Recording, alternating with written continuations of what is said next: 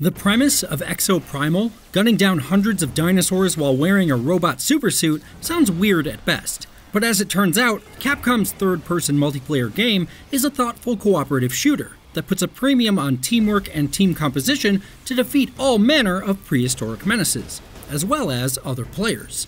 We played about 3 hours of Exoprimal during its recent closed network test, which gave a sense of some of its multiplayer modes and the mech suit character classes you can use within them. While matches involve fighting off waves of prehistoric creatures, your actual goal is to beat another team of exosuit-wearing dino hunters. In the Exoprimal matches we played, you jump into a 5-person team, either built from your party or added to your session through matchmaking. The typical mode we saw was Dino Survival, in which you're dropped into a semi-destroyed location and are forced to fight off waves of dinosaurs as you move through the map.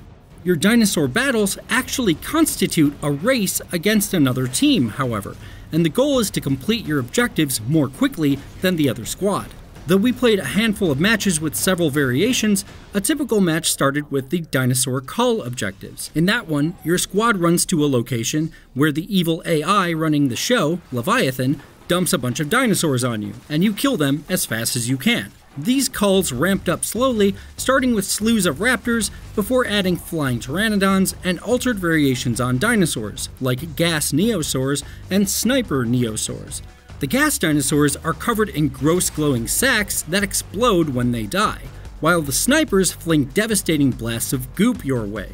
To contend with these different threats, you and your team have a variety of exosuits at your disposal, each constituting a different character class and filling a different role on the team. We saw 4 different suits in the playtest. The Deadeye, your standard assault rifle-toting soldier, the Roadblock, a tank character that can deploy an energy shield to block incoming dinosaurs and their attacks, the Shaman, a healing support character, and the Zephyr, a quick and agile melee-focused fighter. Balancing the team between those different characters was essential to doing well, and our group immediately found that if we were short a shaman or a roadblock, we'd struggle to stay alive against the oncoming dinosaur hordes. Exoprimal feels similar to a lot of other co-op shooters, giving off something of a Left 4 Dead or even an Overwatch vibe.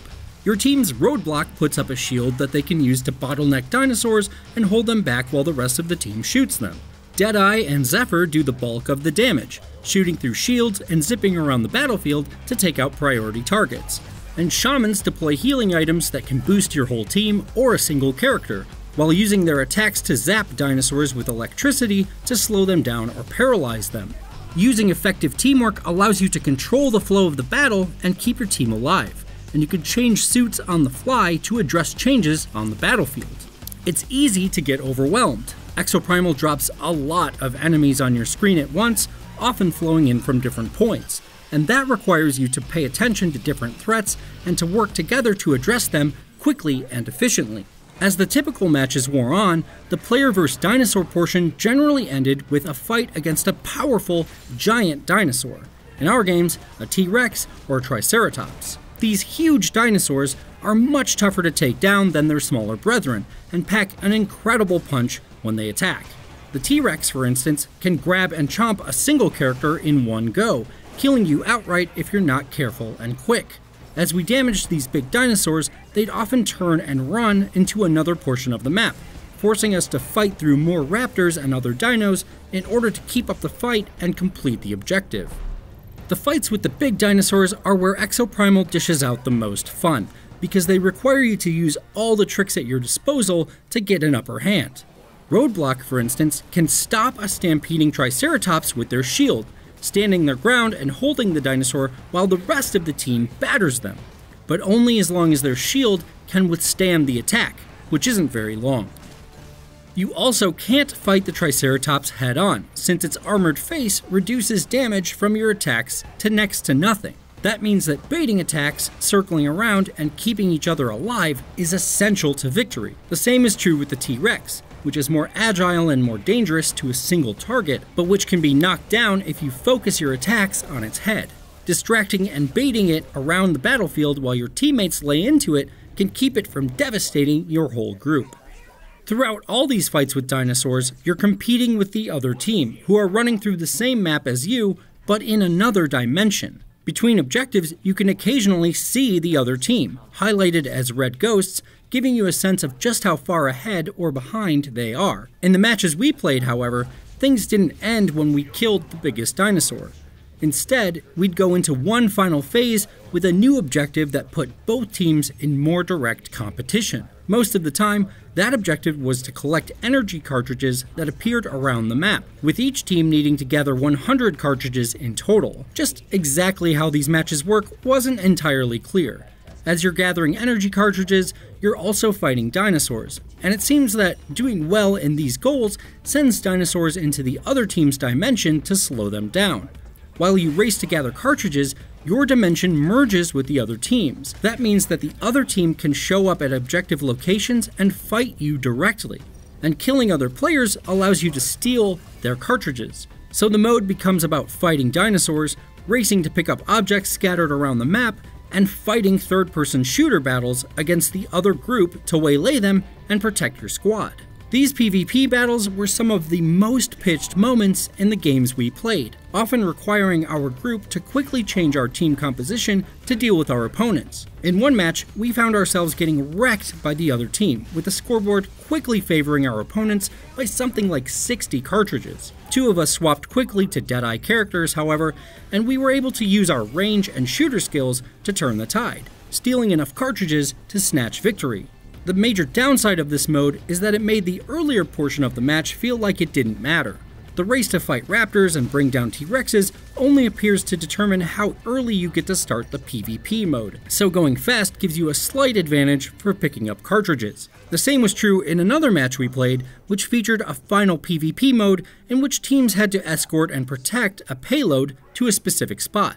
Eventually, both teams converged on the same final location, creating a massive PvP fight, and none of the things we'd done earlier in the match determined the winner. What's more, the PvP portion of the game seems to undercut the attention paid to team composition in earlier parts of the match. As mentioned, when a few of us swapped to Deadeye characters, we quickly found that we were much better suited to take on the other squad than we had been as healing shamans or melee-focused Zephyrs.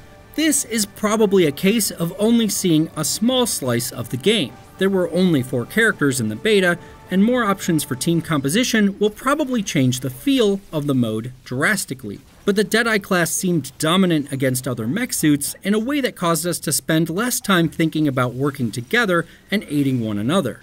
And while the competitive shooter aspect felt good once we got the hang of it, it doesn't necessarily seem like what the mechanics of Exoprimal were built for. All that said, our group enjoyed gunning down other players, while also fighting off waves of dinosaurs and even the occasional player-controlled T-Rex or Triceratops. Find the right in-game item and you can swap from controlling your exosuit to controlling a monster to completely disrupt the other team. Giving players control of dinosaurs is a great change of pace, and made for some ridiculous, exciting moments in our matches.